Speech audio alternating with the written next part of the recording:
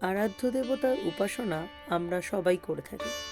সবাই চাই যে আমাদের প্রার্থনা যেন ঈশ্বরের কাছে পৌঁছায়। কিন্তু পুজো করার সময় চোখে জল আসা, হাই ওঠা এবং কখনো কখনো ঘুম পেয়ে যাওয়া, এই নানা রকম ঘটনা আমাদের সাথে হয়েই থাকে। এই ঘটনা ঘটার অর্থই বা কী, এবং আমাদের প্রার্থনা ঈশ্বরের কাছে পৌঁছালো কি না তা কীভাবে বুঝবেন? এই ঘটনা নিয়েই আমাদের আজকের ভিডিও। আশা করব মনোযোগ সহকারে ভিডিওটি শেষ পর্যন্ত দেখবেন। নমস্কার, ইটস নন্দিনী অফিসিয়ালে সবাইকে স্বাগত। চলুন তাহলে দেরি না করে শুরু করা যাক আজকের এই ভিডিও। হিন্দু ধর্মে বিভিন্ন দেবদেবীর উল্লেখ রয়েছে। শিব, কৃষ্ণ, গণেশ, দুর্গা, কালী, লক্ষ্মী, সরস্বতী সহ ৩৩ কোটি দেবতার কথা পাওয়া যায় সনাতন ধর্মে। তবে সবার আরাধ্য দেবতা আলাদা আলাদা। পুজো করার সময় আমরা সবাই নিজের প্রার্থনা ঈশ্বরের কাছে পৌঁছে দিতে চাই। তবে সবসময় কি আমাদের প্রার্থনা ঈশ্বরের কাছে পৌঁছয়? সবসময় কি তিনি আমাদের পুজো গ্রহণ করেন?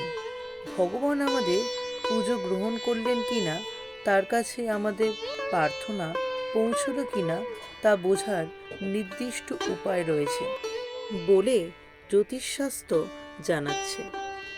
একটু খেয়াল করলে দেখবেন যে পুজোর সময় কিছু কিছু ঘটনা আমাদের সঙ্গে অনেক সময় ঘটে। এইসব ঘটনার কোনোটি শুভ এবং কোনোটিও অশুভ ইঙ্গিত বহন করে। জেনে নিন জ্যোতিষ অনুসারে পুজোর সময় কোন কোন ঘটনা ঘটলে বুঝবেন যে ঈশ্বর আমাদের প্রার্থনা গ্রহণ করেছেন, এবং কোন কোন ঘটনা ঘটলে বুঝবেন যে আমাদের প্রার্থনা ভগবানের কাছে পৌঁছায়নি। আপনার আরাধনা সফল হলো কি না তাই ইঙ্গিতগুলির মাধ্যমেই বুঝতে পারবেন। পুজোর সময় শুভ ঘটনা।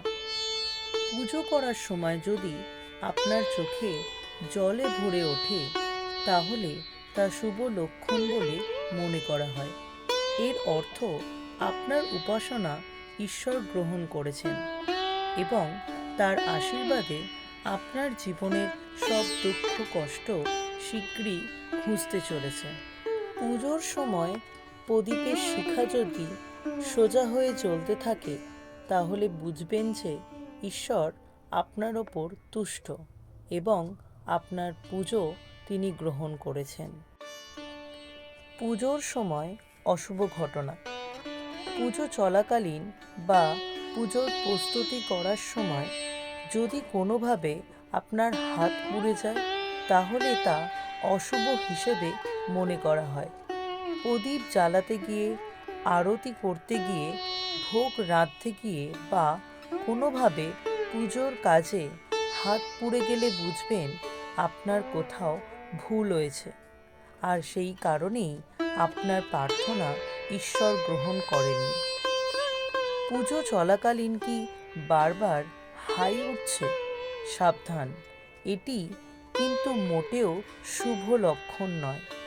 পুজোর সময় বারবার হাই উঠলে বুঝতে হবে যে আপনার মধ্যে নেগেটিভ এনার্জি রয়েছে, আর এই নেগেটিভ এনার্জি আপনার প্রার্থনা ঈশ্বরের কাছে পৌঁছাতে বাধা সৃষ্টি করছে। অনেকেই হয়তো খেয়াল করবেন যে পুজোর সময়ে চোখে জল আসে।